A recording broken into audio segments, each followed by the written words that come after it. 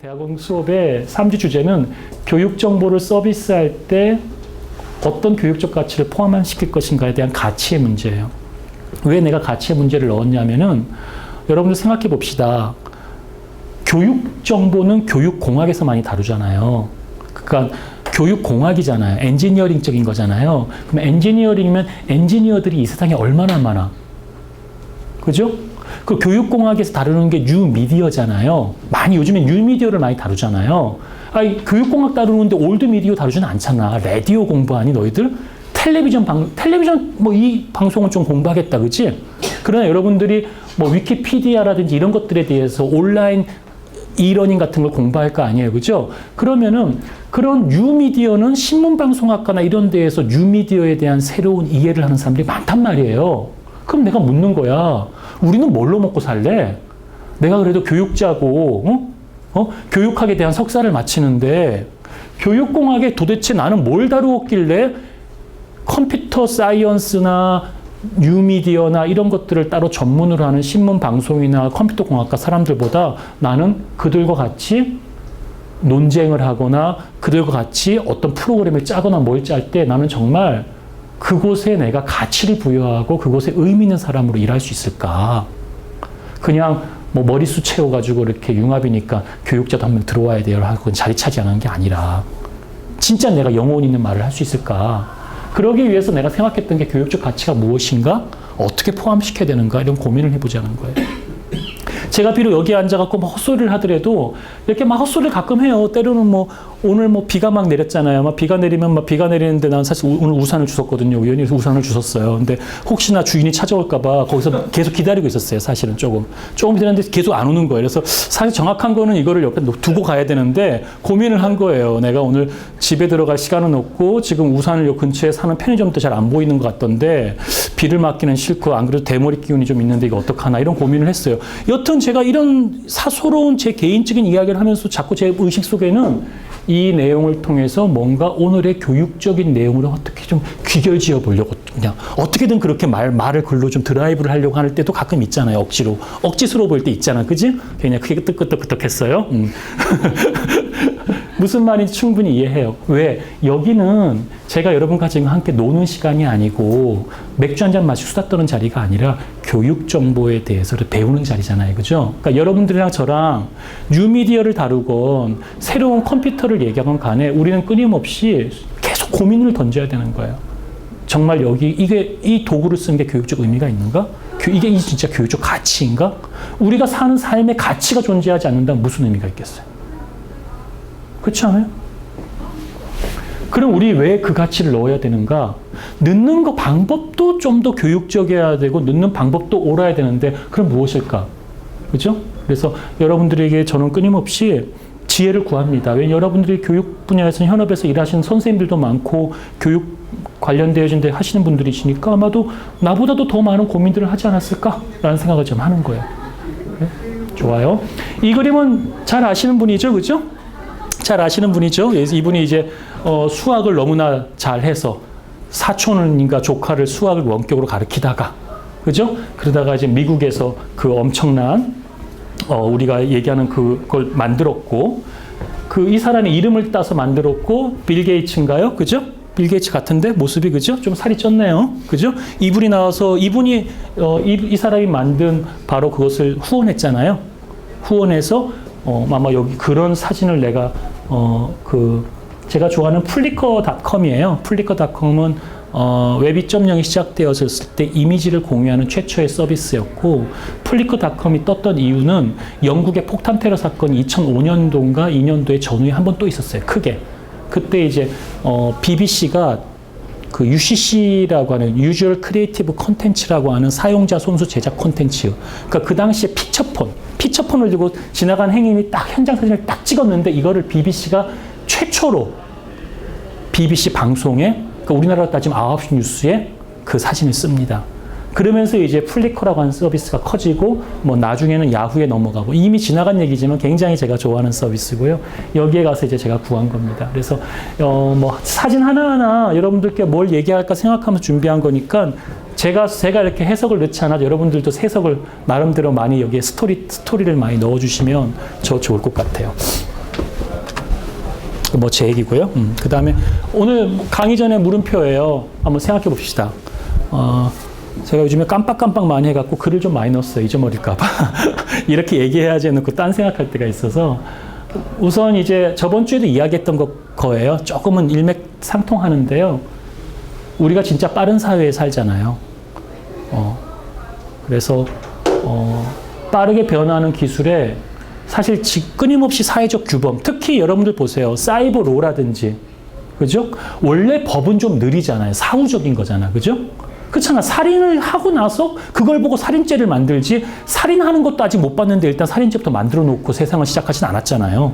그러니까 사법부는 보수적이고 좀 더 사후적인 것으로 시작되어진 건 맞는데 너무나 우리의 규범과 약속들이 기술에 적용하기 어렵지 않은가라는 부분이 있고요. 그러다 보면 우리는 정말 기술에 굉장히 경쟁에 많이 흥분하게 돼요. 새로운 기술이 나오면 뭔가 바뀔 것 같은 기대가 들지 않아요?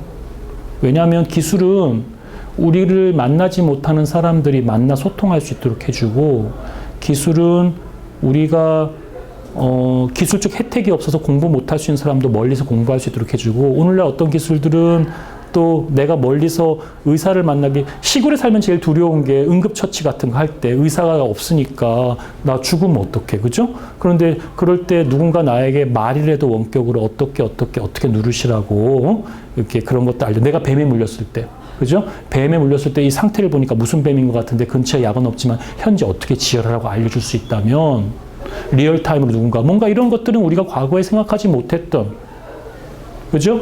그런 어떤 혜택이나 서비스가 확장되어지고 우리가 좀 더 안전하고 행복한 삶을 살 거라고 그런 착각을 하게 되죠.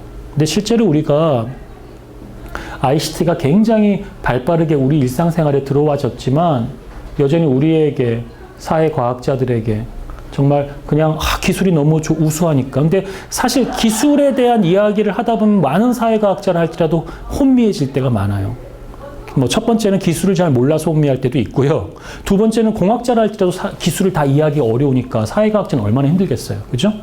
더더욱이나 이 기술 자체가 과거에는 하나의 기술이 하나의 산업에 영향을 미쳤지만 지금은 하나의 기술이 파급하는 산업이 너무나 많고 서비스가 많다 보니까 이런 포털이 정말 많은데 영향을 미치잖아요. 그죠? 검색 기술이, 페이스북이, 뭐 이런 변화들에 대해서 우리가 생각해야 되는 거예요. 그래서 끊임없이 우리는 구분짓기를 하는 거예요. 연구라는 것도 그렇고 모든 게 구분지어야 되고 그 경계를 세우는 거예요. 어디까지가 경계인가?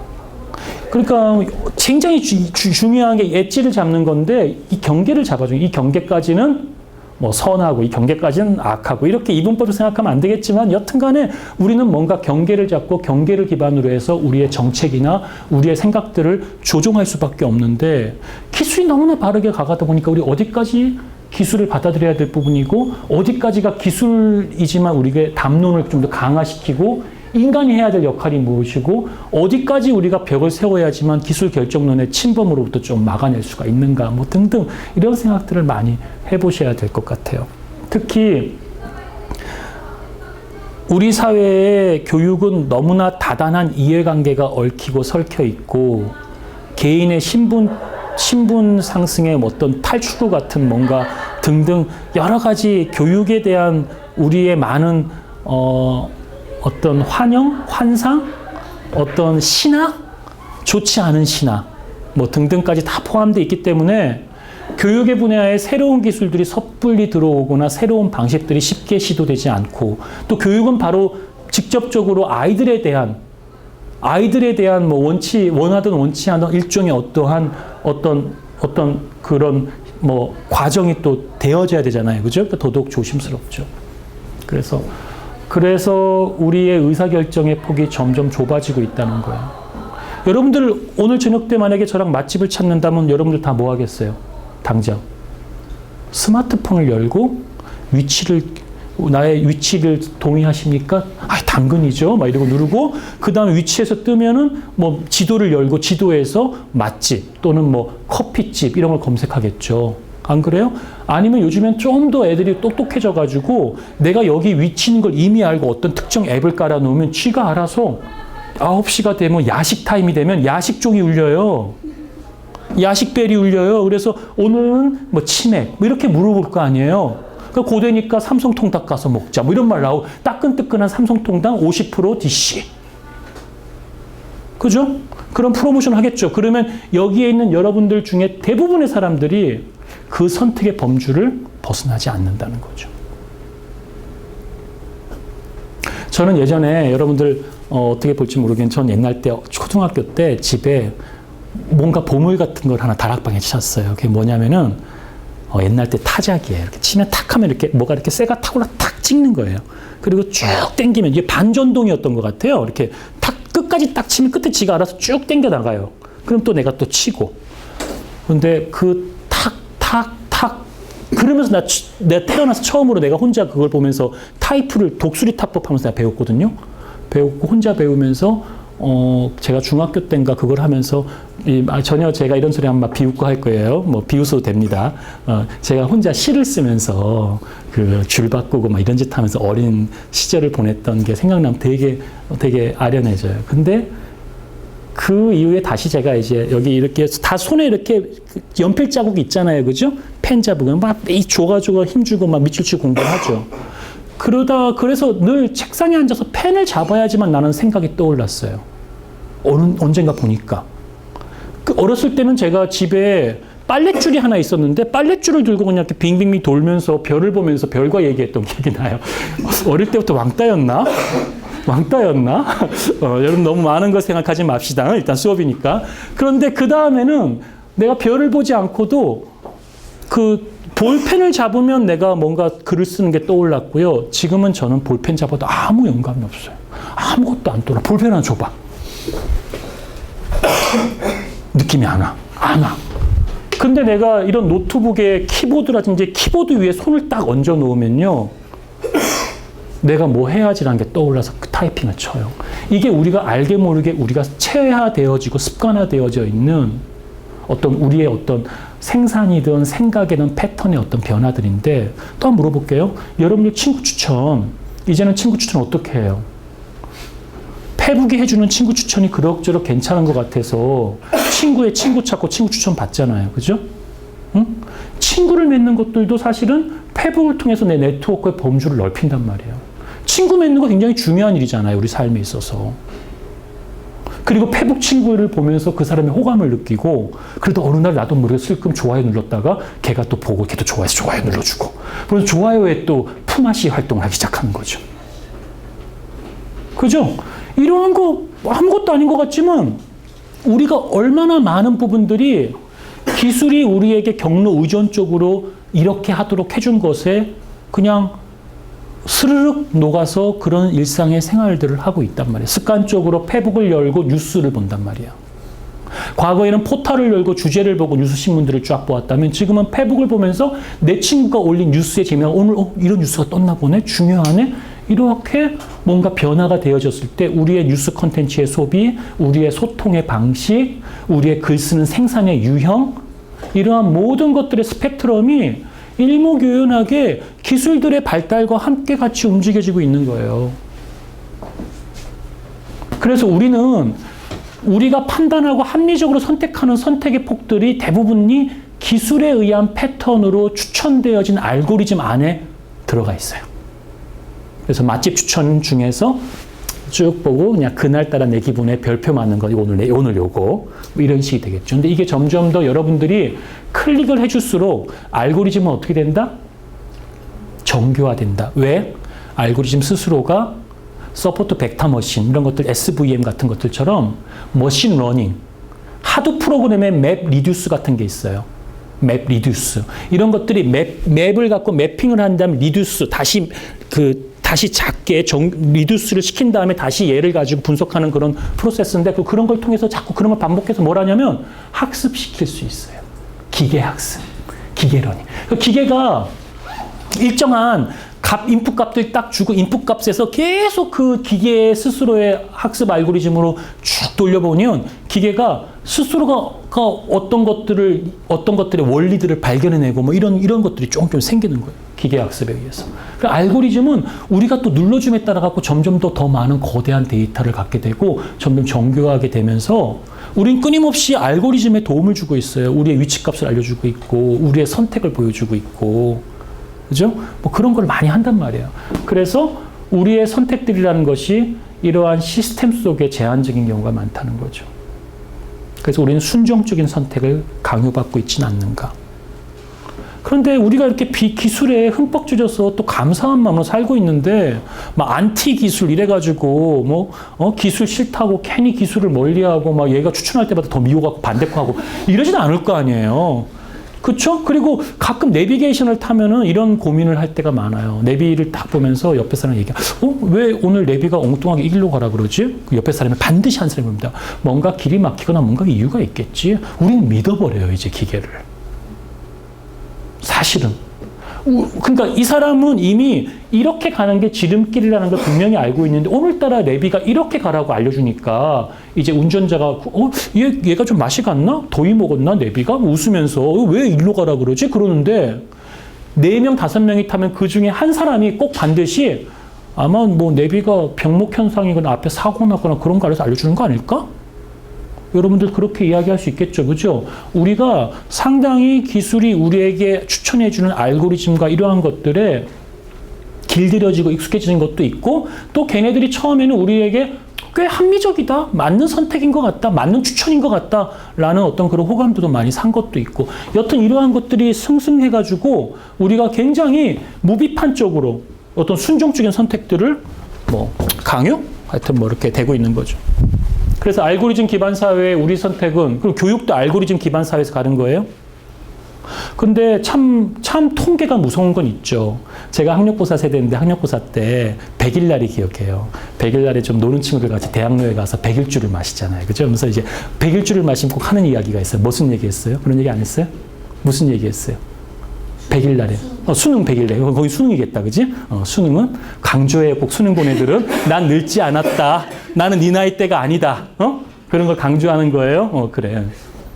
이제 열심히 하자. 뭐 보통 그러면서 하루에 100일 남았으니까 1점씩 올리면 100점 올라간다. 뭐 이런 식으로 하루에 문제 하나씩만 공부해도 100문제 이상 되니까 뭐 100점. 근데 사실 통계적으로 그게 전혀 안 맞는 말이라는 걸 알면서도 불쑥불쑥 젊으니까 나는 다를 거야. 나는 할 수 있을 거야. 물론 할 수 있는 애들이 불쑥 통계적으로 한두 명 나오긴 해요. 몇 함수의 법칙에서 이상한 애들 툭툭 튀어나오긴 해. 그러나 대부분의 사람들은 정기분포를 따르기 때문에 대부분의 사람들은 그냥 그때의 점수를 유지해도 고마운 거예요. 우리 삶은 그렇잖아. 그치? 그런데 알고리즘이라는 것은 그런 통계적인 기반에 의해 가지고 우리가 생각하는 패턴들의 유형을 합리적으로 추천해 주는 거다 보니까 우리의 교육에서도 학생의 교육 패턴이나 교육 내용이나 학습 형태나 이러한 것들에 대한 개선도 얘기할 수 있지만 어느 정도까지는 얘가 이 정도가 될 것이라는 건 예측이 충분히 가능하지 않아요. 그죠? 이미 그런 것들도 많이 나와 있고요. 그래서 우리는 그런 스펙트럼 내에 존재한다는 게 한편으로는 편리한 것 같기도 하면서도 한편으로는 여러분들 교육자가 진짜 할 일이 없는 거예요. 이게 네가 할 일이 뭐야? 내가 교육자라서 할 수 있는 일이 뭐야? 알고리즘과 기계가 아이의 모든 IQ나 감성 지도를 다 그려가지고 돈만 좀 더 주면 심지어 DNA까지 확실히 해가지고 얘의 적성에 뭐라고 진로 지도도 해줄 수 있을지도 모르겠고 또 아이의 현재 학습 점수를 보고 뭐가 부족하니까 얼마를 뭘 하고 하면 무슨 수업을 뭐 이런 식으로 얘기할 수도 있을지도 모르겠고 아이가 공부하는 모습을 CCTV나 뭐 이렇게 해서 모니터링 한 후에 마치 요즘에 골프장 골프 치면 뒷모습 탁 찍은 다음에 네가 치는 모습 네가 봐라 하고 반성해봐라 이래서 그 다음 시들을 땐 알아서 뭐를 해 이런 식으로 골프장 가르쳐줘요. 그런데 사람들이 몰린다니까. 비주얼 하잖아. 그죠? 그렇게 해준다면 여러분 생각하는 교육 컨설턴트로서, 여러분 생각하는 교육자로서 아이들과 갖는 감성만 교류할래요. 뭐 그런 건가? 교육자들은 어떤 인사이트를 가질 수 있을까? 뭐 이런 것들도 여러분들 멀지 않았어요. 여러분들 다 20대, 30대, 그 정도 40대 계시겠지만 그런 분들이니까 앞으로 50년 더 이 사회에 교육을 위해서 일하신다면 분명히 이런 사회에 부딪힐 겁니다. 근데 이제 알고리즘 기반의 추천 사회가 태초에 사람이 말이죠. 학문을 만들 때 우리는 물리학의 법칙 속에 사는 거예요. 그죠? 우리 물리학의 법칙에 살고 있는 거잖아. 중력의 법칙에 살고 있고 가끔 뭐 조수간만에 차가 생기는 것도 다리 땡기는 힘이라는 것도 우리가 알고 있잖아요. 그러니까 우리는 이 태초에 인간이 딱 태어났을 때 이 거대한 자연과 맞닥뜨리면서 난 옷도 하나도 없고 난 벌거벗겨져 있고 저 어둡고 거대한 숲에 야생동물들이 울고 있는 어둠에 불꽃이 하나 없는데 들어갔을 때 우리가 그때 우리 선조들이 어떤 두려움을 가졌겠어. 그치? 그래서 그들이 자연현상을 탐구하기 시작한 자연현상의 탐구는 받아들이고 이해하는 대상으로서의 탐구지. 처음에 탐구라는 것이. 뭐 처음부터 포크레인을 밀고 가서 저걸 다 깎고 막 그냥 게릴라들 소탕하기 위해서 뭐 고엽제를 뿌려서 다 죽여가지고 어떻게 하고 이런 생각은 할 수 있는 게 아니잖아요. 우리가 지금 기술사에 맞닥뜨려진 기술의 추천 알고리즘이나 그런 것들이 일종의 우리에게 마치 초자연적인 어떤 앞에 있는 무엇인 것들처럼 우리가 받아들여야 되고 그러한 것들이에요. 그래서 이런 알고리즘에 경도된 사회를 구가하지 말자라고 내가 지금 사실 얘기했지만 여러분들과 한 학기 내내 강의할 내용은 기술에 대한 이야기예요. 거기에 대해서 저 스스로가 좀 아이러니하게도 부끄러워하면서도 한편으로는 여러분과 뭐 기술에 대한 깊이 있는 성찰과 비판적 강의가 아니라 기술을 그래도 우리가 도구적으로 잘 써가지고 좀 더 폼나고 또 뉴미디어를 신문 방송학이나 이런 데 있는 사람들만큼 막 홍보하는 애들처럼 잘 이용은 못해도 그래도 내가 교육자로서 상당히 뉴미디어를 잘 이용하는 사람으로서 기술도 좀 이해하고 공학도가 생각하는 시스템의 전체 그 시스템 구성도라든지 뭐 하드웨어 아키텍처 같은 걸 다 이해하지 못해도 내가 교육 시스템 설계하는 만큼 어떻게 짜는지 그릴 수 있고 이런 사람들이 되도록 하는 걸 이야기하는 거예요. 이건 그냥 우리 여러분 다 알고 있는 뭐 기본적인 뭐 알고리즘 기호들이에요. 그래서 이런 기호들 가지고 그림 같은 거 좀 그려보고 그런 것도 하면 좋겠죠. 그래서 이제 생각해 봅시다. 지금의 인터넷에 대해서. 인터넷. 사물 인터넷. 지금의 인터넷 사물 인터넷이죠. 인터넷 오브 띵스죠. 그래서 이게 제목이 사물 인터넷이에요.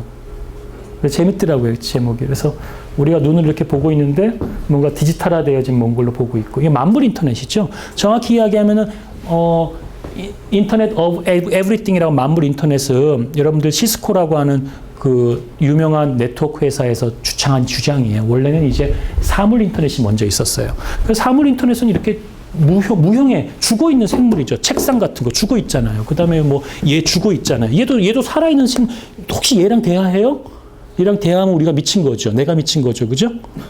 그렇잖아. 우리가 살아있는 생명인 나무에 대해서 좀 토테미즘 같은 마음으로 가지고 기도하고 별을 보면서 기도하는 마음은 좀 어찌 보면 뭐 신화적인 마음으로 이해할 수 있는데 나는 저기 분필을 보고 깊이 있는 대화를 나누고 있더라 한 사람들은 정말 엑스트라 오디너리한 그죠? 아주 슈퍼 내추럴한 그런 사람들이잖아요. 그건 이해하잖아요. 근데 이제는 사물 인터넷이니까 생명이 없는 이런 도구에다가 칩을 집어넣고 아주 기본적인 센트럴 프로세싱 유닛을 집어넣고 맵스 같은 걸 이용해가지고 그리고 얘가 요 근처에서 근거리 통신을 한다거나 뭔가를 해서 시그널을 전달해주고 이 시그널을 한 군데 서버에서 막 모아가지고 이 전국에 있는 이런 칠판에 있는 분필 같은 것들을 다 시그널을 모으면 무슨 효과가 있을까요?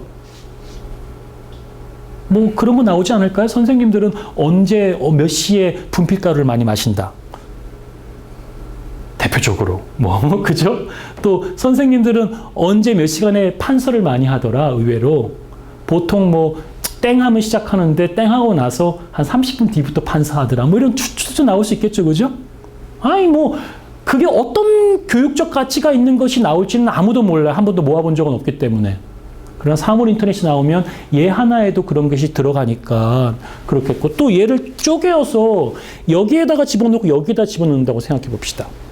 그럼 이 두 가지 효과가 있겠죠. 여기에 집어넣으면 이 사물 인터넷이니까 뭐 기본적 센서로 가끔 이제 준비 안 된 강의실 가면은 딱 쓰려는데 찍 했더니 안 나오고 막 찌찌직거리고 이럴 때 있잖아요. 뭐예요? 다 쓴 거잖아. 그죠? 그런데 섭섭할 때 있잖아. 그러면서 이제 옛날 갑질하던 마음이 좀 있으면 선생님들 조교 어디 갔어? 막 생각하겠죠. 근데 이제 요즘 선생님들은 안 그러시니까, 교수님들은 안 그러니까, 뭐 지가 알아서 찾겠죠. 그죠? 어디, 혹시 학생 어디 없어? 이런 거 뭐 이러면서 좀 궁색해 보이긴 하는데, 그죠? 이제 그런 것들이 미연에 방지되겠죠. 얘가 이것이 측정되어진 것들을 예측하고, 그 선생님이 얼마나 쓰는지를 알고 미리, 물류 준비하는 데다 알려주겠죠. 그럼 얘가 떴을 때는 얘가 칠판을 쓴다는 거에 얘기잖아요. 그죠? 판서가 되어지면 얘가 쓸 때, 얘가 쓸 때 아날로그적으로 이렇게 글씨가 써지는 것이 있고, 요즘엔 그런 개발되어졌는데 글씨를 쓰면 요 끝에다가 압력 센싱이나 칩을 넣어서 글씨 쓰는 유형을 그대로 뺏겨가지고 디지털로 그냥 여기서 타이핑을 쳐주는 경우도 있을 수 있거든요. 그런 기술도 같이 넣어줄 수가 있어요. 실제로 그런 게 개발돼 있어요. 글자 쓰면 디지털로 바뀌어지는 것들. 그런 펜들. 그래서 이렇게 우리가 상상할 수 없는 여러 가지 것들이 사물 인터넷이 되면 들어가는데, 만물 인터넷은 이제 여기에 뭐가 들어가느냐, 상상할 수 없는 것들 중에 뭐 동물, 뭐 생물, 조개 껍질, 뭐 조개 이런 데도 넣어보는 거예요. 그러니까 진짜 만물. 근데 굉장히 중요한 게 뭐냐면, 우리가 감지하지 못하는 시그널이 사실 나와요. 여러분, 그래서 나무도 이렇게 합판 같은 거 이렇게 막 갉아가지고 본드 붙여갖고 만든 합판이잖아. 그죠? 이런 건 별로 이제 나이가 들면 안 좋아해요. 나이가 들면 이제 나무 결이 살아있는 걸 통나무를 잘라가지고 이렇게 하면 좀 비싸서 문제지. 걔를 막 껴안고 있으면 왠지 따뜻하고, 왠지 걔가 좀 더 인간적인 냄새가 날 것 같고, 아날로그적 느낌이 들고, 몸에도 좋을 것 같고, 뭔가 그런 믿음이 있거든요. 마음이 편안하고, 그 결을 보면서 1년, 2년, 3년, 4년, 5년 뭐 그런 거 셀리고 앉아보면서 이 나무의 어떤, 나무가 그 봄, 여름, 가을, 겨울을 겪으면서 그 하나씩 쌓아 올라간 것도 어떤 우리 같이 생각하지 못하는 거지만 뭔가 생명의 어떤 시그널을 가지고 있는 거잖아요. 근데 우리가 그 시그널을 못 받는 거잖아. 그치? 근데 거기에다가 칩을 집어넣어서 걔가 성장할 때마다 그런 걸 기록되어지고 칩이 되어진다고 했을 때, 만물은 나를 위해 나와 조응하는 내 주변의 협력자이기도 하면서 우리는 정말 만물을 대적하며 살아야 될지도 몰라요. 걔가 여러분들을 위해서 쓴다고 하는 보장은 아무것도 없고요. 그러한 교육적 정보들은 이 정보를 볼 수 있는 사람, 그러니까 액세스 컨트롤, 접근 제한, 굉장히 중요한 거예요. 이 컴퓨터에서 굉장히 중요한 거는 여기에 사소한 10원짜리 칩을 하나 집어넣더라도 센서 값이 되어서 값이 나오면 첫 번째가 아이디와 패스워드가 제일 중요한 거야. 그러니까 얘를 식별할 수 있는 게 제일 중요한 거야. 식별 아이디가 있어야 될까? 내가 학생들 얘기할 때 학생 이름 갖고 얘기하지. 그죠? 학생들을 식별하잖아, 내가. 그죠? 그 학생들을 분명히 식별할 수 있어야 돼. 그러니까 얘를 식별할 수 있어야 돼. 그러나 이런 애들 진짜 많잖아. 이런 애들 제품이 굉장히 많으니까 얘 고유의 번호를 줘야 될 거 아니에요. 이렇게 식별 번호에 대한 부여체계가 필요하고. 두 번째, 식별되어지면 이제 식별된 애에 우리가 쓱 다가가서 말을 걸 수 있잖아. 접속해서 정보를 주고받을 수 있잖아. 접속해 정보를 주고받을 때 누가 접속해서 정보를 주고받을 수 있는 사람이냐는 거지. 학생은 아무에게나 휴대폰 번호 알려주나? 학생은 그냥 막 알려줘? 왜 안 알려줘? 왜 안 알려줘? 누군가가 학생에게 접근할 수 있는 접근 컨트롤을 학생이 하고 싶은 거잖아. 아무나 학생에게 접근해서 휴대폰 울리고 전화하길 원하지 않는 거잖아. 무슨 말인지 알겠죠? 그러니까 이게 있다고 해서 다 너희들에게 정보가 가는 게 아니라 합당한 사람이 접근해서 이 정보를 가져가도록 하는 거죠. 두 번째, 이 로우 데이터를 프로세싱 처리하는 게 또 필요하겠지. 그게 빅데이터일 수도 있고, 그지? 그렇게 처리를 하면 그 다음에 처리되어 간 값이 기밀이냐, 1급 기밀이냐, 2급이냐, 3급이냐에 따라 가지고 이게 대통령에게 보고되어질 것인지, 교육부 장관에게 보고돼야 될지, 학부모에게 줘야 될지, 아이들에게 줘야 될지가 결정나지는 거죠. 정보의 비대칭은 더러는 우리를 불공정하게 만들어요. 나는 오늘 교육적 의미로 여러분들에 대한 개인 신상 파일을 몇 개 갖고 있겠죠. 몇 학기이고, 뭐 전공이 뭐고, 이런 것들은 내가 강의하는데 의미가 있으니 갖고 있는 거 아니야, 그지? 그죠? 또 내가 여러분 성적 줄 때 여러분 성적들을 내가 다 한눈에 보면서 난 보고 있을 거고, 너가 나에게 성적 컴플레인을 하면 난 네 것만 보여줄 거 아니야. 통상적으로 그러잖아. 뭐 그게 옳고 그르고 떠나가지고 뭐예요? 전형적인 내가 너와의 관계에서 정보의 비대칭 상태에 있는 곳이고, 나는 정보의 비대칭을 지렛대로 해서 학생과 좀 더, 물론 학생과 나와의 관계는 권력 관계는 권력 관계나 그런 것보다 훨씬 아름다운 사제 관계이나, 그러죠? 우리가 또 사람이 사는 세상이다 보니 너무 학생들이 많다 보면 가끔 학생들도 도구화 되어져서, 그지? 객체화 되어져서 내가 관리하는 대상이 되어지다 보면 때로는. 그래서 다시 얘기하면 만물 인터넷이 너무나 좋다, 흥분된다고 이야기하지만 동시에 우리는 만물에 적을 둘 수가 있는 시츄에이션이 될 수도 있다. 교육은 과연 이런 만물 인터넷을 이용하면 정말 어떻게 해야 되는 것인가에 대한 고민을 좀 해야 되고요. 두 번째, 이제 그런 고민들의 내용은 강의가 진행되어지면서 시스템을 구성하고 실제로 이제 사물 인터넷을 내가 강의하고 웨어러블을 강의하면서 또 설명되어질 거예요. 오늘은 이제 오늘 두 번째 시간이잖아요. 정확히 얘기하면. 그죠? 그러니까 뭐 좀 수월하게 얘기하는 겁니다. 그래서 사물은 센서가 들어가 있겠죠. 근데 센서는 사물의 특성에 따라서 센서가 달라질 거야. 그치? 생각해봐. 내가 시계를 차. 시계에는 무슨 센서가 들어가면 좋을까? 아이워치가 들어가면. 시계 무슨 센서가 들어가면 좋을까? 시계차 여기 차잖아. 뭐가 들어가면 좋아? 심박 센서. 여기 몇 박제. 한의원 가면 이렇게 만지잖아. 이렇게. 그거를 넣으면 제일 좋을 거는 그걸 넣으면 이제 얘가 바이오리듬이 어떤지, 흥분한 상태인지. 지금 나같이 좀 흥분해서 그럼 내려오면 또 이게 워워하고 이렇게 귀에 환청이 들리는 거야. 워워 뒤로 빽빽 이러면 이제 알아서 뒤로 가겠지. 그죠? 이러한 것들이 얼마든지 교육 환경에서 쓸 수 있는 거예요. 또 이 사람의 심장이나 이런 것들에 좀 문제가 있는 사람이면 자기가 강의하다 좀 너무 격앙되거나 했을 때 심장이 지금 비정상적으로 흥분되고 있는 상태이니까 조금 컴다운 하십시오라고도 인지시켜 줄 수도 있겠죠. 그러면 신발에는 뭐가 들어가면 좋을까? 나이키 신발 나왔잖아. 뭐가 들어가면 좋을까? 뭐 압력 센서 같은 거 들어가면 좋겠죠. 학생들이 실내에 들어갔을 때는 어떤 정보를 신으면 좋을까? 학교에 가면 보통 학교에 실내화 신게 한다거나 뭐 그럴 경우 있잖아. 아니면 실내화 신지 않은 학생이 들어올 때마다 여기다가 막 모으면 학생들이 싸울 때 격하게 움직이고 체육 시간인데 할 거 아니야. 그런 패턴 정보를 갖고 학생들이 현재 싸우고 있는. 선생님 안 볼 때 싸울 수도 있잖아. 교내 폭력을 방지하는 데 쓸 수 있을지도 몰라.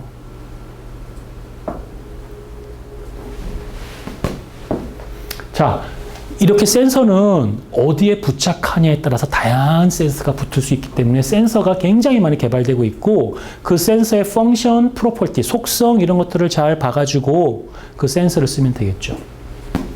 네트워크는 이제 뭐 우리가 다 주소를 주는 기본적인 과정이니까 뭐 여기서는 근거리 통신을 하기 위해서 뭐 적외선 통신을 한 블루투스를 쓸 수도 있고, 그지? 또는 뭐 지그비를 쓸 수도 있어요. 어떤 네트워크가 제일 효율적일지. 또 와이파이를 쓸 수도 있겠죠. 또는 뭐 그냥 뭐 3G를 쓰고 뭐 LTE를 쓸 수도 있는 거야. 돈이 좀 많으면.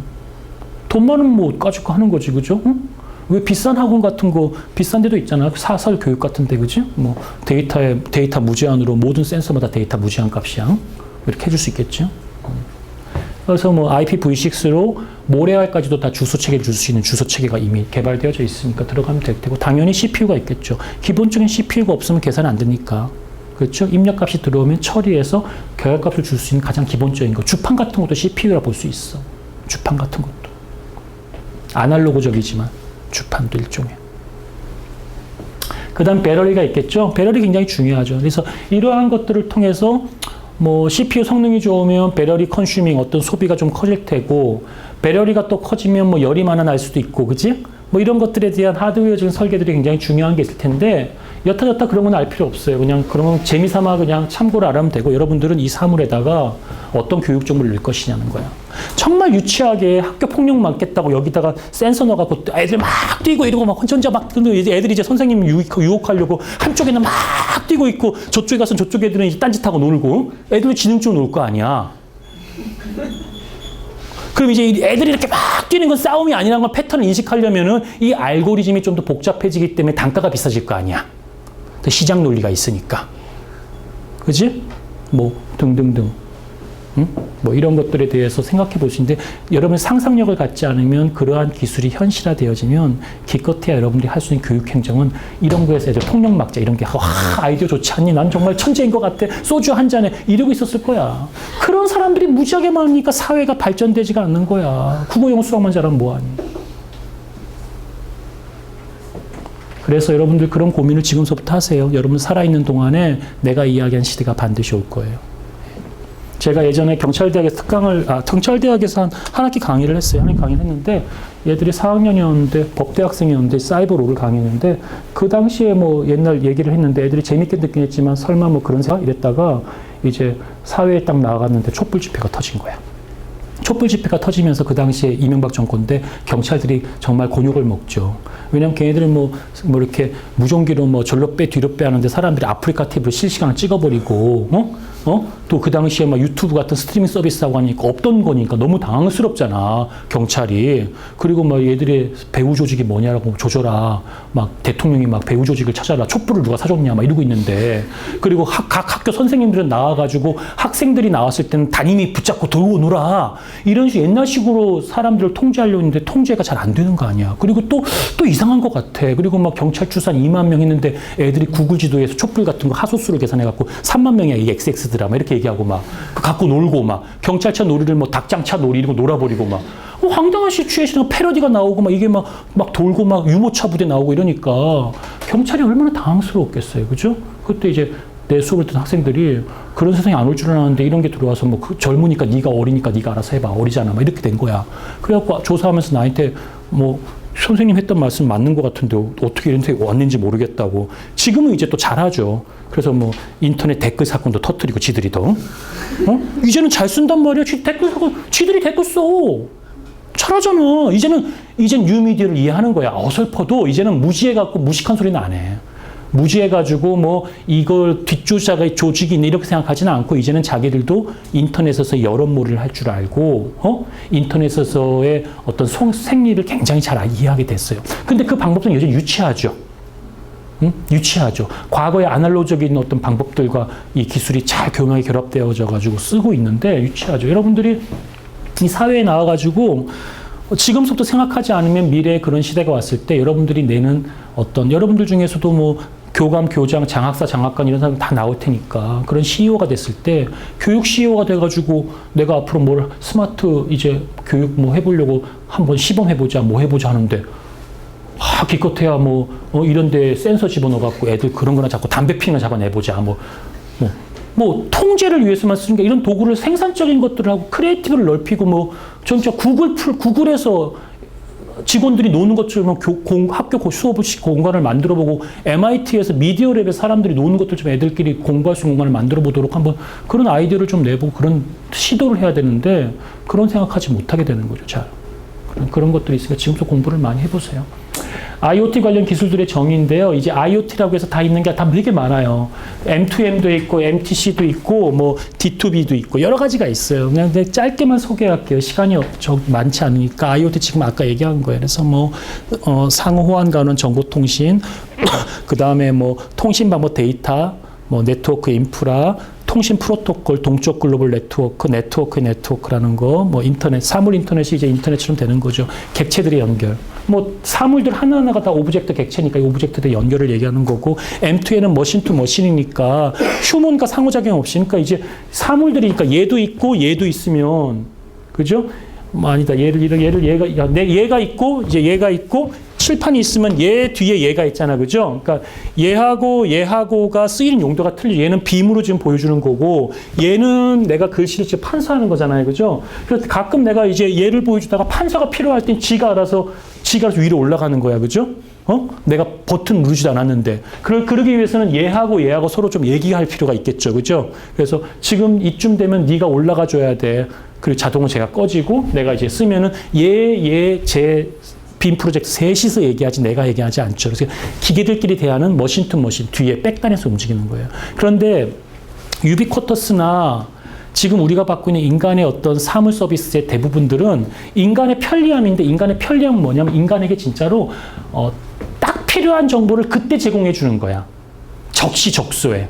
딱 필요한 정보를 어제 제공해줘도 안 돼. 내일 제공해줘도 그건 기분 나쁜 거야. 여러분들 누구한테 뭐 내일 갖고 하고 뭐 주면 기분 나쁘잖아요. 힘들잖아. 보관해야 되니까. 필요하지 않은 정보를 지금 필요하지 않은 거야. 지금 필요한 정보가 지금 필요한 거고 지금 필요한 거야. 제일. 그래서 그런 정보를 그때그때마다 주기 위해서는 사람은 인지적으로 여러 개를 막 선택해서 하라고 하면 더 힘들어하고 고통스러워하고 많은 걸 선택하기가 힘들어요. 이거 아니면 저거야. 뭐 이런 식인 거에 많아, 사람들이. 그래서 사람들에게는 그에게 가장 개인화되어진 적합한 추천 목록이 한두 개 정도 순에서 끝나는 거예요. 지금 우리 대학원 수업 아주 분위기 좋아요. 12명 정도 수준이거든요. 이 12명 그룹이 넘어가면요. 이제 1대 12로 대화하는 게 넘어가면 그 다음서부터는 그룹핑을 해야 돼요. 커뮤니케이션 방법에 있어서. 왜 그래요? 사람이 인지하고 효과적인 토론을 하기 위해서는 그 인계의 숫자가 있단 말이야. 그게 통계적으로 한 12명이래. 그 12명까지는 수업이 재밌게 할 수 있는 거야. 우리 동그랗게 앉아서 내가 너한테 묻고 너도 대답하고 우리끼리 막 얘기하고 웃고, 이제 평가만 절대 평가면 되는 거지, 그지? 상대 평가하면 12명끼리 또 피터지게 싸워야 되니까. 우리도 또 학점에 또, 우리 또 은근히 목매달잖아. 여기선 아주 뭐 아무렇지도 않게 얘기했지만 학점 딱 내가 보내고 나면 그 다음 바로 연락 오거든 또, 그지? 교수님 그렇게 안 봤는데 실망했어요. 뭐 쿨한 줄 알았더니, 뭐 이러면서, 그지? 근데 여튼 간에 중요한 거는 사람에게 좀 더 인간적인 서비스를 제공하기 위해서는 누군가가 뺑이를 쳐야 돼요. 누군가가 뺑이가 쳐? M2M, 머신 투 머신, 기계 간 통신이 훨씬 많아져야 돼요. 그래서 여러분들이 스마트폰을 놓고 페이스북을 경유하면서 페이스북과 페이스북으로 스마트폰으로 친구와 직접 대화하는 거는 10개라면 여러분들에게 최적의 서비스를 하기 위해서 여러분들의 스마트폰의 GPS 값과 기지국과 친구의 스마트폰과 기지국과 스마트폰들끼리 나한테 알려주지 않고 지들끼리 그냥 위치 알려주고 근처 맛집 알려주고 이런 통신의 데이터 양이나 통신의 빈도는 훨씬 많아요. 그래서 백단에서의 서비스가 많은 거야. 그래서 많은 기능과 펑션들은 점점점 안으로 들어갑니다. 백단으로 들어가고 프론트에서 우리가 토닥토닥거리고 뭐 카톡하고 뭐 이러는 모든 것들은 사실은 백단에서 다 저장되어지고 분석되어지는데 우리는 인지하지 못합니다. 기본적인 서비스의 메커니즘이. 그걸 다 인지하게 되면 머리가 너무너무 아프고 모든 것을 내가 다 그래서 일일이 그땐 요렇게 해, 요건 또 요거 해, 요거다음 요거 해라고 선택해주면 그 서비스는 아무도 쓰지 않을 거예요. 그래서 calm technology, 조용한 기술이 은근슬쩍 다가오는데 조용한 기술이 다가올 때 조용해지려면 어떻게 해야 돼? 내 마음을 딱 알아줘야 될 거 아니야. 가끔 나 혼자 있을 때 필요하고 가끔 좀 조용히 있고 싶고 가끔 내가 지금 목이 마른지, 그지? 내가 어떤지 어떻게 알겠어, 그죠? 그러한 것들은 내가 말하기도 전에 백단에서 그런 시그널들을 충분히 교감해서 내가 여기에 어떤 센서가 있던 바이오 센서가 백단에서 끊임없이 주고받으면서 지금 교광사의 바이오 센서 값을 추적해서 교광사의 건강 상태의 흐름, 지금 많이 지쳐 있어 보이니 타이어드 지수 뭐 2 이상 올라갔음 잠깐 깜빡거리고 좀 쉬었다가 하자. 뭐 이런 것도 브레이크 타임 앞에 푹 펴주자. 이런 것들을 하기 위해서는 백단의 인포메이션이 많아질 수밖에. 그래서 M2M이라는 게 나오고 뭐 이런 것들이 나온다고 보시면 되겠어요. 자, 그래서 최근에 교육공학의 이슈예요. 이슈가 뭐냐면은 교육공학 연구는 교수 콘텐츠에서 교수 메시지 설계로 바뀌었어요. 그러니까 콘텐츠가 중요하다는 거에서 메시지를 설계하는 걸로. 제가 한 얘기 아니에요. 다 이렇게 뭐 훌륭하신 분들이 다 논문에 쓰신 거를 또 다른 선생님이 또 공부하시면서 정리해 놓으신 걸 또 가지고 와서 인용 달고 가지고 온 거니까 참고로 보시면 돼요. 그 다음에 컴퓨터와 학습자의 상호작용으로. 그러니까 교수와 학습자의 상호작용에서 이젠 컴퓨터와 학습자의 상호작용, 또 교수 도구와 교수와의 상호작용, 뭐 이런 것들이 점점 더 포커스가 커지는 거죠. 그러면서 교육공학의 범위가 넓어지고 또 교육공학의 이슈의 포인트가 그런 데로 넘어가고 있는 거죠. 1950년대를 시작으로 해서 교수 설계나 교수 내용에 주목하던 시기를 거쳐서 교육공학이 점점 학습의 이론과 실제를 교육기술에 적용하는 거예요. 기존에 배웠던 뭐 구성주의적이라든지 뭐 인지주의적이라든지 이런 교육 이론들, 여러분들 뭐 임용고시 볼 때 열심히 외웠던 것들 있잖아, 그지? 그런 이론들을 어떤 교육공학이 어떤 교육기술로 적용시킬 수 있는 것인가에 대한 끊임없는 테스트, 도전, 시도, 그리고 실험 결과 값들, 학습 효과에 대한 측정, 이런 것들이 계속 연구되어지는 거죠. 그래서 이제 학습 촉진, 학습 프로모션 하기 위해 저는 여러분과 학습 촉진하기 위해서 자꾸 상호작용하려고 손가락질하고 그죠? 질문하고 그죠? 딴짓하면 계속 쳐다보고 앉아있고 막 째려보고, 졸면은 그 옆에 가서 막 침 튀기고, 이런 원시적인 방법들을 쓰고 있죠. 그러나 조금 더 고급된 사람이라면 뭐 이렇게 2번 버튼 누르면 막 핸드폰이 막 찌릿찌릿 울리게끔 한다든지, 그죠? 아니면은 소셜 관계를 좀 이용해가지고 내가 좀 썸을 타고 있는 좋은 남자친구, 여자친구에게 지금 내가 졸고 있는 모습을 5번 이상 반복했을 때는 전송해버린다, 막 이런 협박을 한다든지. 말도 안 되는 상상이지만 우리의 교육을 촉진시키는 방법들은 관계에 의한 촉진. 그죠? 실질적인 물리적인 대면 관계에서의 촉진, 또 언어나 비언어적인 방법들에 의한 촉진, 여러 가지 방법들이 있잖아요. 그죠? 그런 촉진 프로모션을 통해 가지고 학습자들이 좀 더 참여를 많이 하게 되고, 또 자기가 공유하면서 구성원끼리의 학습 효과를 좀 끌어올릴 수 있는 그런 도구의 개발, 이런 게 초미의 관심사였다는 거예요. 이제 그렇게 되면서 어떤 물리적인 메시지와 인터페이스에 대한 설계가, 그러니까 굉장히 중요한 게 설계죠. 이 설계가 교육공학의 큰 틀이고, 제가 여러분 뭐 지금은 이제 과를 좀 옮겼지만 교육공학계에서 내가 여러분들과 작년까지 계속 올 초까지죠. 올 초까지 근무할 때만 해도 주로 내가 지금 계속 지금도 연구하는 분야가 바로 이런 설계 부분에 있는 거예요. 학생들이 어떻게 하면 집단지성이 이렇게 어떻게 자연스러운 과정 속에서 도출되어질 수 있도록 하는 프로토콜은 무엇일까? 또 집단지성이 드러나기 위해서는 어떠한 그 안에 여러 모듈들이 설계되어진 것이 좋을 것인가? 각 세부 모듈들 간의 관계는 어떻게 잡는 게 좋을 것인가? 이런 것들을 구체로 보는데요. 나중에 좀 기회가 있으면 조금 더 여러분과 함께 살펴보겠습니다. 이렇게 빠르게 말하지 않는데 강의 양이 너무 많네요, 오늘. 그래서 이제 이번 학기 여러분과 나누는 강의의 주된 주제예요. 교육공학의 연구의 이제 주제 자체인데, 새로운 시대가 보여준 또 다른 분야인데, 새로운 게 하나 나왔어요. 교육공학적 연구가 총체적으로 반영되고 설계되고 실행되는 교육 환경의 설계예요.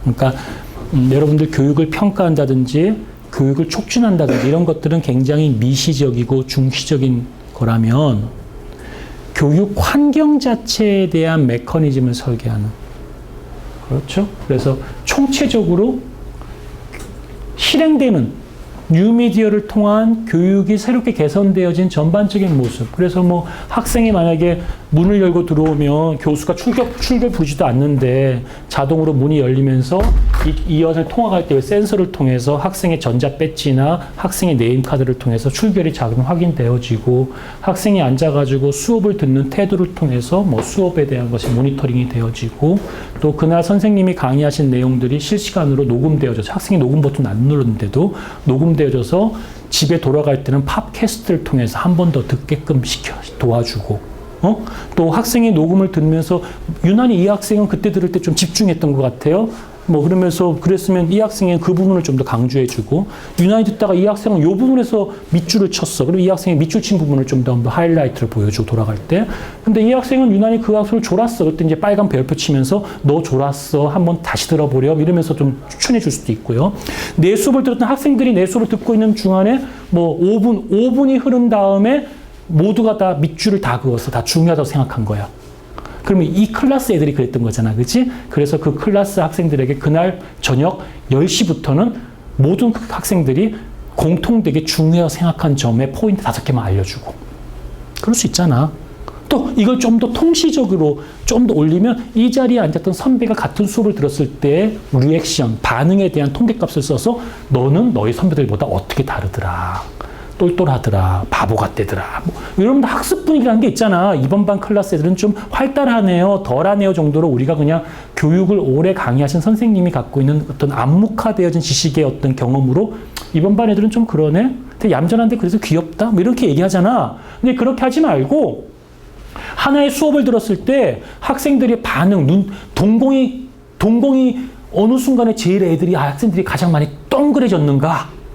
동공 측정을 해서 역대 선배까지 다 동공 측정했어. 그랬더니 이상하게 1980년대 선배들은 요 강의를 할 때 요 부분에서 동공이 커졌고 너희들은 왜 요 부분에서 커졌을까? 뭐 이러면서 이제 요 부분도 한번 학습해 보렴, 요 부분도 한번 더 학습해 보렴. 이런 식의 것들의 방법들을 전반적으로 한 학생의 라이프 로깅을 따라서 전체적으로 학교 시스템 안에서 설계해 보는 그런 디자인 같은 것들도 새로운 연구 분야로 나왔고요. 그런 연구를 저는 사실 개인적으로 좋아하고 제가 하고 있는 일이에요. 제가 특허 내고. 제가 지금 얘기했던 뭐 이런 것들도 일종의 다 조금한 거지만 아까 얘기했던 알고리즘 그림 있잖아요. 앞에 보았던 별거 없죠. 이런 알고리즘 도식화 해가지고, 그죠? 도식화해서 네모박스 처리에 각종 연상 처리값 넣어가지고 학생의 동공들이 다 컸던 것들에 대한 합값을 구하고, 뭐 어쩌면 그 다음에 어떻게 하고, 이런 식으로 표현해가지고 도식화시켜서 아이디어를 내고, 뭐 이제 그러한 것들을 여러분과 같이 계속 하는 겁니다. 그래서 여기 보여주고 있는 그림들의 이러한 서비스들은 굉장히 다 알고 있는 유명한 서비스들이고요. 다 들어가서 보시면 좋겠고, 콜래보레이트 한다거나, 협동한다거나, 쉐어, 공유한다거나, 라이트 생산적으로 쓴다거나, 리드, 아주 수동적으로 읽거나, 경청. 여러분들 지금 다 경청하고 있잖아요, 내 얘기를. 그죠? 그래서 여러분들이 경청하는 것은 가장 소극적인 참여예요. 내가 이야기하는 것에 반기를 들면서 상호작용을 하겠다고 질문을 던진다거나 리스판스를 해주고 응답해주고 눈을 맞춰주고 뭐 그러는 것은 여러분들이 이제 제 수업에 한 발자국 더 다가오시는 거예요. 우리가 다 알고 있는 방법이죠. 그런 것들이 여기서 인터넷에서 어떻게 컨텐츠 생산에 쓰이느냐를 보여주고 있는 거고요. 그래서 웹 1.0과 웹 2.0, 웹 3.0, 웹 4.0, 유비쿼터스 웹이다 등등 별별 말이 다 많은데 에듀케이션 1.0, 에듀케이션 4.0이란 말이 나와 있고 그래서 그 안에서 참여공유 개방의 선순환이 나와 있으면서 교육 정보가 이제 표준화되어지는 메타데이터 형태로 수집되어집니다. 왜 표준화되어져야 되느냐, 메타데이터가 되냐, XML 같은 Extension Markup Language로 써서 API로 만들어졌어요. 어플리케이션 프로그램 인터페이스로 만들어지거나 그 정보 공유를 하는 거라서 여러분들이 교육이라고 하는 공적 활동을 수행하는 데 있어서 생산되어지는 모든 자료는 정보 공개의 대상이 됩니다. 그래서 내가 교탁 관리한다고 교탁했는데 이게 또 정보 공유예요? 여러분들이 그런 활동을 하는 모든 대상들도 정보 공유의 대상이 될 수 있고 근데 어디다 쓰려고 그거 가지고 너 뭐 간첩도 아니고 이런 게 왜 필요한데? 이게 공유해 놓고 전국의 책상이나 이런 것들을 다 비교하면 내가 보았을 때 책상 6개만 보고 있을 때 내가 통계 내고 있을 때 정보랑 다른 새로운 가치가 나온다는 믿음이 있는 거예요. 그런 메커니즘. 나중에 기회가 되면 또 설명하겠습니다. 그러나 우리가 여러분과 같이 다루고 있는 교육 정보는 그런 행정적인 정보나 나이스 정보나 그런 게 아니고 내가 다루는 여러분과의 교육 정보는 기존의 교육 공급 체계에서 뭐 교육 정보가 아니라 제가 다루는 교육 정보는 우리가 뉴미디어를 사용해서 과거에 없었던 새로운 방식들의 교육 정보예요. 학생들의 GPS 값을 이용해서 현재 그 위치에 있다면, 그죠? 학생들의 층간을 안다면 그런 것들은 과거에 없던 교육 정보예요.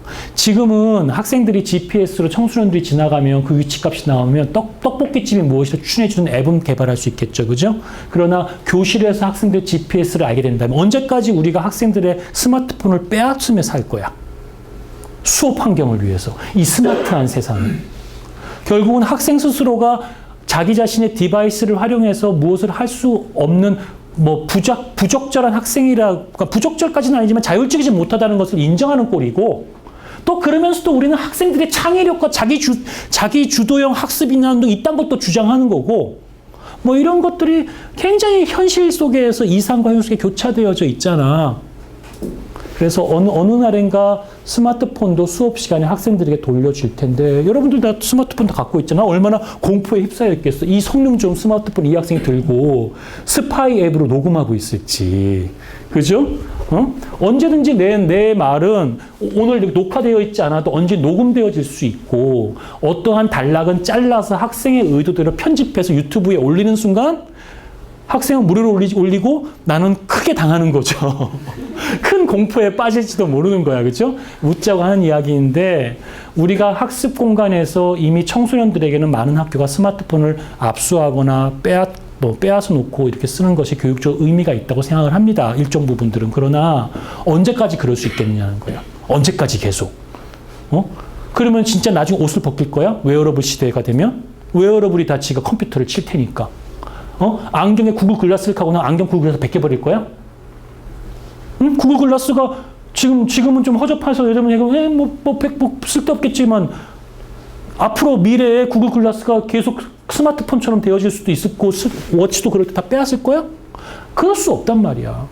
그럼 학생이 실시간으로 디지털 세계와 접촉하면서 내 수업을 같이 병렬로 듣고 있는 시츄에이션에서 우리는 교육을 어떻게 새롭게 리디자인하냐고. 그런 문제의식부터가 내 수업의 시작이고 그런 고민들이 되어지면서 여러분들과 내가 배우는 교육 정보는 기존에 얘기했던 교탁을 관리하고 행정하고 학생 성적 관리하고 하는 기본적인 정형 데이터가 아니고 학생 주민등록번호, 생년월일, 출신 중학교, 고등학교, 뭐 초등학교, 부모님들, 부모님들의 뭐 직업, 주소지, 부모님들의 사회적 관계, 뭐 아이들의 국어, 영어, 수학 점수 이러한 것들에 의한 점수를 잘 정리하고 통계해서 학습에 대한 것을 향상시키고 하는 그러한 것들에 대한 교육 정보를 나는 강의의 주된 교육 정보로 보고 강의하지 않는다고. 네, 그게 교육 정보 아니어서는 아니고 그런 정형 데이터는 다른 선생님한테 배워.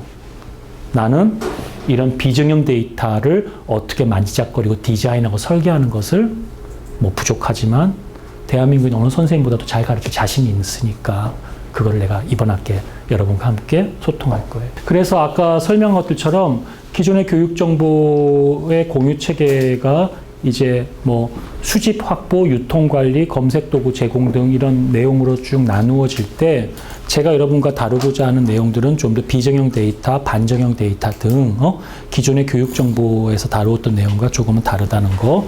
나중에 제가 빅데이터를 좀 더 깊이 있게 설명할 때 또 설명을 드릴게요. 자, 그래서 여러분과 함께 교육정보에서 정보기술이 어떤 영향을 미치는지에 대해서 제가 한번 동영상을 준비했거든요. 동영상 같이 좀 보면서 좀 약간 쉬고 또 생각도 좀 가다듬고 그렇게 합시다. 아마 도구적 사용에 대한 내용들을 좀 보시면서 여러 가지 생각을 할 수 있지 않을까 생각이 들어요. 오늘 여러분과 계속 교육정보에 대한 이야기를 하고 있으니까요. 교육공학의 트렌드가 이제 교수 현장에서 테크놀로지를 개발하거나 활용하고 아니면 원격 교육을 하거나 리모트 에듀케이션이죠. 그리고 이러닝 같은 거, 교육에 대한 평가를 하거나 또 교육공학의 학문의 확장, 여러분들은 아마 연구 주제 잡을 때 대부분 다 이런 최신 교육 트렌드를 도구적으로 활용한 연구 방법, 연구 주제를 잡고 논문을 쓰려고 할 거예요. 이런 변화하는 교실 속에서 교사의 역할이나 역량 등이 또 다르게 재편되어지고 다른 시각으로 바라볼 필요성이 있고요.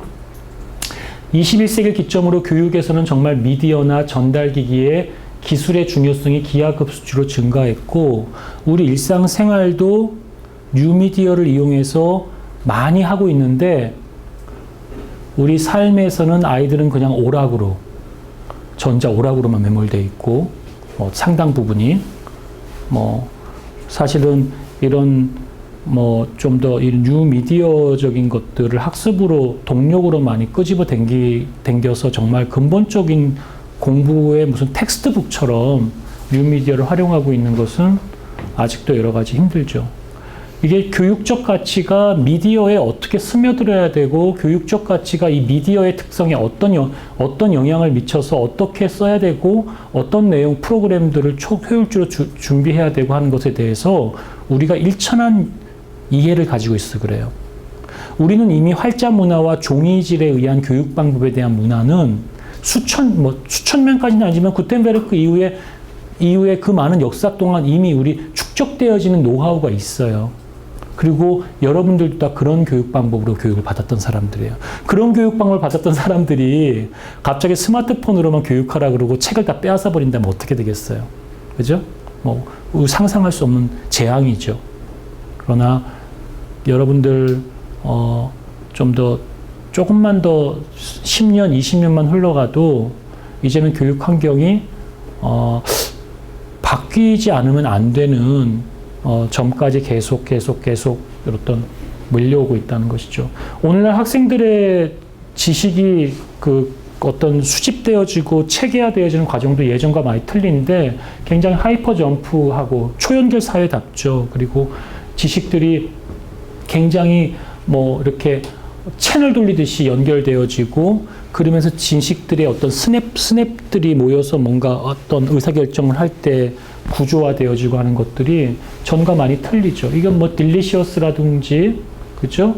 무드리라든지, 그죠? 여러분 다 아는 거예요. 스튜던트 블로그라든지, 아이구글이라든지, 또는 스카이프라든지, 구글 덕스를 이용해가지고 협업 작업도 할 수 있잖아요. 구글 덕스를 이용하면 여러분 MS 마이크로소프트사의 오피스를 설치하지 않아도 인터넷에 들어가서 내가 이 친구랑 둘이서 같이 협업 작업하겠다, 위키피디아처럼. 그러면은 이 친구를 초청장을 부른 다음에 들어오게 하면은 구글 독스를 이용해서 누구나 다 쉽게 하나의 문서를 계속 수정 편집해서 올라갈 수 있거든요. 그래서 저도 같이 공부하는 교수님들이랑 만나지 않고 구글 독스로 논문 써보자고 많이 해봤어요.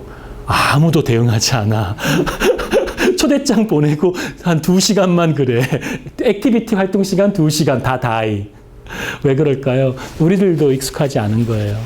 그런 문화가 많지 않고. 그리고 또 그렇게 했을 때 우리가 콜라보레이션 했던 것에 대한 어떤 참여했던 비율과 누가 더 많이 했고 어쨌고에 대한 평가도 어떻게 되어지는 것도 익숙하지가 않고, 그렇죠? 우리는 여전히 맥주 한잔 마시면서 얼굴 맞대고 이야기할 때 좀 더 많은 게 풍성해진다고 하는 믿음도 있고, 실제로 또 그래야 또 할 말 못할 말 뒤에서도 이야기해서 마음도 풀고, 그죠? 너무 기계적이지 않고 뭔가 이런 마음도 있어요, 문화적으로. 여튼 우리는 그러한 것들이 여전히 남아있다고 얘기하지만 끊임없이 라이브러리 데이터베이스나 티스토어나 여러 가지 이런 것들을 이용해서 좀 더 달라진 교육에 대한 프로그래밍을 연습하고 꿈꿉니다. 그래서 이제 교육공학은 점차 학습의 이론이나 실제를 교육기술에 적용하는 거라고 여기에 이제 논문을 쓰신 분들이 주장을 했어요. 그래서 학습 이론이나 실제를 교육기술에 적용하기 때문에 여러분들에게는 교육에 대한 이론적 무장은 잘 되어 있을 거라 생각이 들고, 그 이론들을 이런 기술에 어떻게 접목할 것인가에 대한 고민을 좀 해야 되겠죠. 그래서 다 아마 아시는 걸 거예요. 교수 체계를 설계한다거나 메시지를 디자인한다거나 교수 전략이나 방법이나 다양한 교수 설계 이론이 있죠.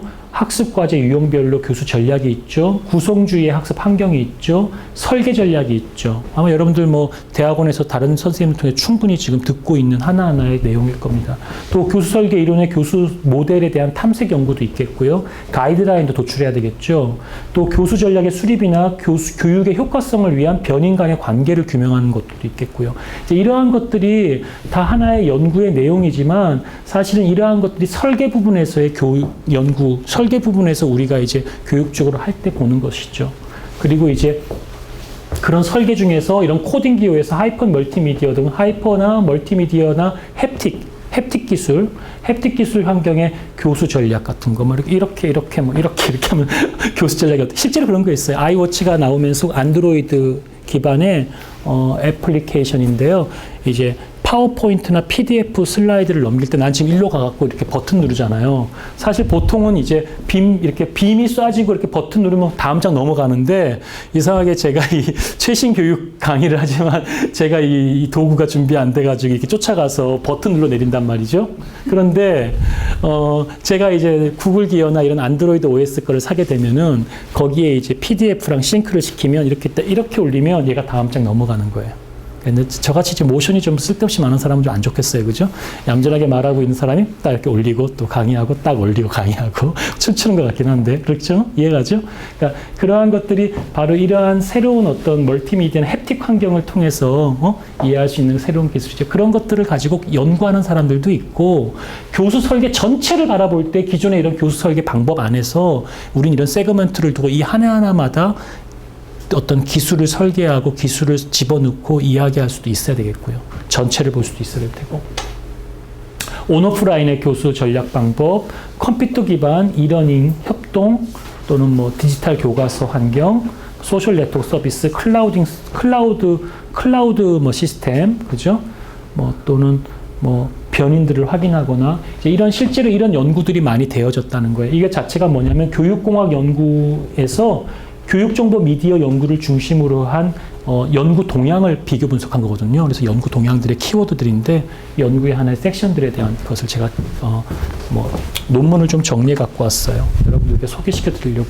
아마 여러분들이 석박사 논문을 쓰더라도 이러한 데서 한 꼭지를 잡아 갖고 이 안을 좀 더 깊이 있게 바라보면서 여기에 새로운 웨어러블 기술이 들어갔다거나 빅데이터를 기술이 들어갔다거나 또 교육 환경에 있어서의 프라이버시 보호의 문제라든지 그지? 또는 교실 환경이라고 하는 물리 공간에 새로운 디바이스나 뭐가 들어왔을 때 바뀐다거나 교육 평가에 있어서의 어떤 새로운 교육 평가에 있어서 피어 투 피어 동료 간 평가를 소셜 네트워크를 이용해서 하는 방법이라든지 이런 듣도 보도 못한 이런 새로운 주장들과 얘기들을 뉴미디어 이론과 교육적 철학을 바탕으로 해서 한번 설계할 때 넣는 것이죠. 그래서 또 이제 실제 개발하는 거예요. 개발할 때는 시청각 매체로 개발하기도 하고, 컴퓨터 기저 매체로 개발하기도 하고, 하이퍼미디어나 멀티미디어로 개발하기도 하고, 컴퓨터 기반의 통합 매체는 온라인 학습 매체를 쓰기도 하고, 오늘날은 모바일 기반 통합 매체를 쓰기도 하죠.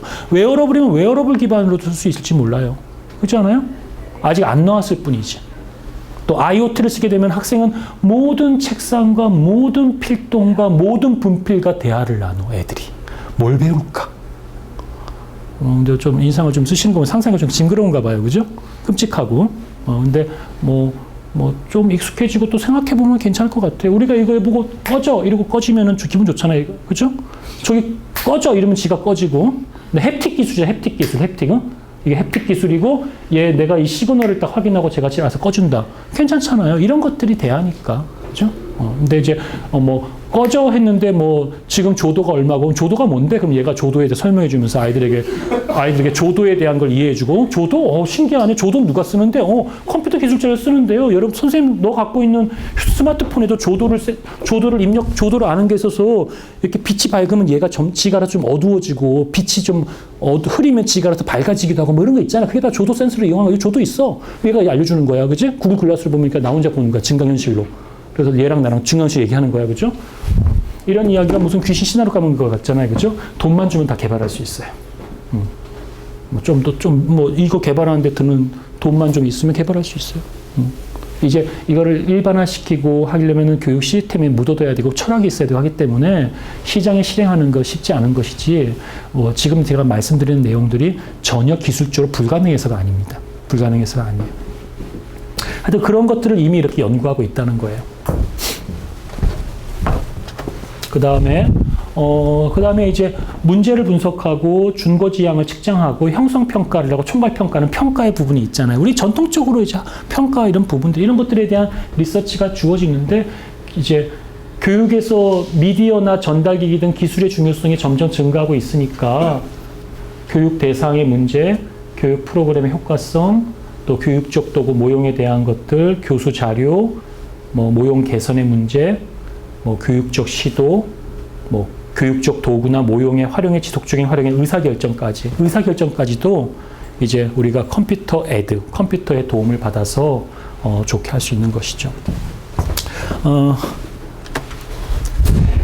그래서 이렇게 활용 부분에서는 매체를 활용하거나 혁신하거나 보급하거나 실행하거나 제도하거나 정책과 규제가 있겠죠. 교육공학을 보급하는 데 주는 법규라든지 관련 연구라든지 프로젝트라든지 정책에 대한 윤리적 활용 등에 대한 것들도 여러분들이 연구할 수 있는 중요한 방법이에요. 새로운 기술 도입에 따른 학교 현장에서의 어떤 아노미를 분석한, 규범의 불일치, 중고의 불일치, 교육 철학과의 갈등 관계 문제들, 이런 것들을 여러분들이 좀 더 단단한 문제인식을 가지고 지켜볼 수 있고요. 그런 새로운 기술들이 이런 교육 철학과 어떤 갈등 관계에 있는지를 쭉 다 예상되는 시나리오를 다 쓴 다음에 옆에다가 매칭되는 걸 다 적어주고, 여러분이 직접 논술을 해서 밝히는 것도 굉장히 의미 있는 연구예요. 무조건 나는 설문 통계 돌리는 게 의미가 있다. 사실은 그렇게 내 아이디어가 특수하지 않고 내보낼 거 없으면 그런 걸 하지만, 사실 여러분 깊이 있게 고민하면은 할 연구가 굉장히 많죠.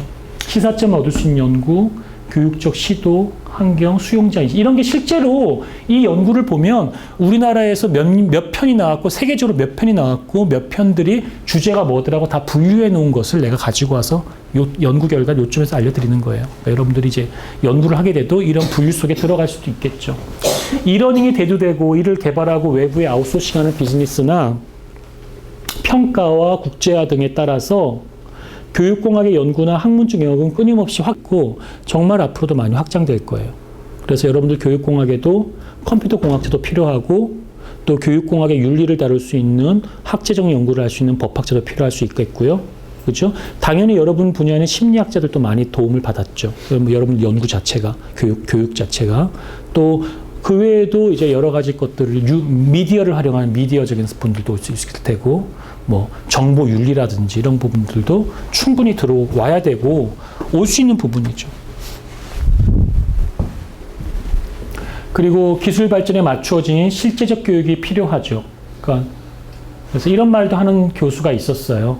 로봇과 같은 기술을 교육 프로그램에 적용해야 굉장히 혁신적이고 도전적이죠. 그죠?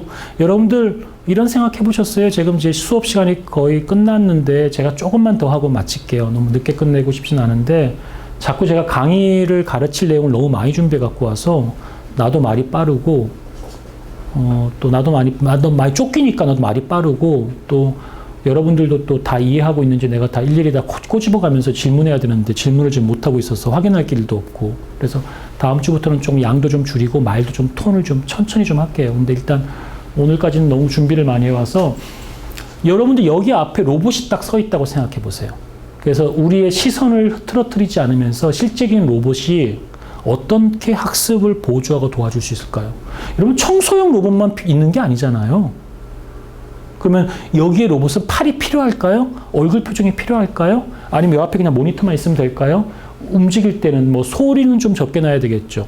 아니면 우리 의사들이 로봇 팔을 이용해서 수술하듯이 여기에 무슨 팔 같은 게 하나 있어가지고 팔 앞에서 이쪽 팔을 꺼내면 화면이 보여지고 이쪽 팔을 꺼내면 뭐 다른 뭐가 있으면 좋을까요? 뭐 그런 생각 해본 적 있어요? 혹시? 교육 공간에 로봇이 이렇게 왔다 갔다 한다. 어떤 동선으로 움직이고 어떨 때 수업에 도움을 줄 수 있고 어떤 환경으로 지낼 수 있을까요? 뭐 등등. 또 로봇이 좀 더 인간 친화적으로 사람과 똑같이 눈, 코, 귀가 다 있으면서 그 표정을 통해서 아이들과 감성적인 어떤 교감을 할 수 있도록 하는 건 어떨까요? 또는 심심이라는 거 혹시 아세요? 카카오톡에 보면 심심이? 해본 사람? 다들 심심하지 않은가 봐요. 그죠? 나만 심심했구나. 심심이랑 대화해보면 은근히 재밌어요. 유치하긴 한데 지가 이렇게 내가 뭐라 답해보면 지가 답을 해요. 진짜 신기한 거야. 근데 그게 무슨 연변에 있는 중국인이 무슨 채팅하려 답변하는 게 아니라 로봇에 의해서 답변을 알고 있잖아요. 그런데도 어떻게 좀 하다 보면은 순간적으로 착각할 때가 있어요. 진짜 누가 어린이가 나랑 하고 있나 생각할 수도 있는 거죠. 그죠? 그래서 사람이 중학교나 고등학교 학생이 질문하고 어떤 답변에 제일 호응을 많이 하고 뭐라고 하는 언어에 대한 어휘나 그런 레파토리나 어떤 센텐스에 대한 어떤 문장에 대한 문단에 대한 답변 등은 다 어느 정도 패턴이 나올 수 있기 때문에 그 패턴을 가지고 어떻게든 네가 던지면 교육적으로 풀어가고 얘기해주는 로봇. 근데 여기서 텍스트 형태로 보여주고 좀 더 관심 있으면 치고 자기가 자동으로 또 전달해주고 PDF로 뭐 이런 등등의 것들이 충분히 가능한 거죠. 그러한 것들을 설계해보자고까지 주장하는 사람이 있어요. 근데 우리 교육 현실에 그걸 설계할 수는 없겠죠. 여러분들 아마 교육 현장에 계시면서 뭐 내가 하는 말은 너무 먼 얘기잖아요. 충분히 이해하고 납득해요. 저도 이제 교육 CEO 특강이라고 교장 선생님들이나 교감 선생님들이나 교육 CEO를 모셔놓고 뭐 한 10여 번 이상을 계속 특강을 해봤는데도 그분들이 이제 많이 스마트하신 분들이지만 교육 행정가로서 아직은 이런 뉴미디어에 대한 이해도나 이런 것들이 좀 어려우신 분들도 많이 계시더라고요. 그런데 로봇이 뭐 교육에 들어가면 상상할 수도 없는 거겠죠. 실제 그런 경우도 없고요. 그러나 그러한 날들이 안 올 거라고 생각하진 않을 거예요. 여러분들 다 죽기 전에. 이제 그럼 살아있을 때 다 볼 거예요. 살아있을 때 볼 거는 살아있을 때 누군가는 그 돈도 벌 거고 교육적 효과도 얻을 거고 교육의 혁신도 이루어낼 거예요. 그런 기대를 하시면서 이런 내용들을 같이 기존의 이런 교육 자원 관리나 방법 체계 속에서 그런 것들은 어떻게 쓸 건지를 공부했으면 좋겠어요. 물론 제 강의를 통해서 일반적으로 이런 교육이 지금까지 한국교육공학의 연구의 공항이 최근 10년 동안 이러했으니까 학생들은 어떤 쪽에 연구를 하겠니? 이번 학기는 뭐 대학원 교육이니까 이런 주제를 하나 잡아보렴. 어떻게 그걸 좀 그러면 그쪽 주제에 10꼭지씩 논문을 갖고 와서 한번 공부해봐. 뭐 이런 식으로 진행하면 좋겠지만 여러분들이랑 같이 좀 더 여러분 스스로가 자기 학습, 자기 생각들을 많이 가질 수 있도록 했으면 좋겠어요. 그래서 이런 교육공학의 기타 소재로서 테크놀로지 기반, 상호작용의 패턴의 문제, 지식 구성의 과정. 제가 지금 하는 프로젝트가 집단지성에 대한 형성의 문제예요. 그 집단지성을 이용한 지식에 대한 상거래까지. 이런 것들을 제가 프로젝트를 하고 있거든요. 학습 메커니즘의 규명 연구 같은 것도 마찬가지고요. 또 학습 이론 관점에 대한 설명, 또 뭐 학문적 정체성, 학문 동향, 교육공학에 대한 영역의 확장, 뭐 이런 것들에 대한 이론적 탐색 등이 지금도 새로운 테크놀로지의 소개와 설명으로 새로운 아이디어와 접근에 대한 것들로 많이 소개되고 있어요. 여튼 이 교육공학이라는 국제적 학문이 우리나라에 들어온 거예요. 우리나라에서 나온 거 아니에요. 우리나라에 들어오면서 어떻게 연구되었는지를 쭉 파악해 보면 국내에만 특화된 교육적 상황에서 많이 좀 이렇게 좀 조종되어진 게 있다는 거죠. 그래서 국내에서 학교나 조직 환경에 영향을 미치는 현장의 변화를 살펴볼 필요성이 있고 스마트 교육과 융합 교육 등 새로운 교육 패러다임이 대두되어져서 어떤 다문화 과정의 증가, 교육의 국제화, 환경 조성 등에 따라서 국내에서도 교육 과정의 대대적인 개편이 필요하고 이제 핵심적인 역량의 함양이 요구되어진다라고 이제 이야기를 해요. 그래서 물론 우리는 고등학교는 대학 입시를 위해서 망가져 있고 또 선생님들은 뭐 입학 사정관이라든지 뭐 서울 시내 어느 대학에 몇 명이나 보내요라는 게 뭐 학부모들의 주된 관심사고 그죠? 또 중학교도 역시 많은 게 왜곡되어져 있고 뭐 아니면 또 요즘 아이들은 특목고나 특수한 곳을 가지 못하면 인생의 어떤 새로운 어떤 그 젊은 나이에 많은 것들을 자기가 상실감에 빠질지도 모르는 어떤 우리의 사회 구성적 환경에 처해져 있지만 우리가 그런 환경들을 바꿀 수 있는 입장이 아니라 할지라도 우리가 이 안에서 이런 논의를 하고 이러한 기술들이 아직 일상화되어져 있지 않지만 그걸 예측하고 밤에 짬이 날 때 나 자신의 개인의 입신 영달을 위해서 뭐 고시를 혼자 공부하지 마시고 그 좋은 머리로 이런 아이디어나 관련된 책들을 보고 그런 교육 환경에 대한 전반적인 설계를 계속 꿈꿔보세요. 꿈꿔보시면 여러분들이 언젠가 우리나라의 교육에 있어서의 스마트 러닝이나 그런 데에서 뭐 10억, 20억이 아니라 100억, 200억씩 투자하고 시범학기를 정해주고 어떤 그런 정책들을 드라이브해 나가실 때 어떤 방향을 어떻게 할 수 있겠다라는 것이 많이 나올 거고 그러한 데에서 아주 구글의 사원들처럼 MIT의 미디어 랩 같은 그런 중고등학교 청소년들이 하는 그런 곳이 아주 기계와 도구와 사람이 잘 하모나이즈 돼서 할 수 있다면 정말 좋을 거고 그 안에서 어떻게 우리는 프로토콜로 소통할 것인가 통신규약은 무엇인가 그 안에서 교과들은 어떻게 재편될 것인가 정말 우리 잘했잖아요. 모든 것을 입시화 시켰잖아. 모든 것들을 미국에 유학 보내는 미국의 SAT 시험에 맞춰갖고 모든 것들을 다 쪽지기처럼 파냈잖아. 그런 식으로 우리가 갖고 있는 뉴미디어나 새로운 교육 기술에 대한 많은 모듈들을 그런 식으로 한번 재편해 보는 거예요. 그냥 그뿐이에요.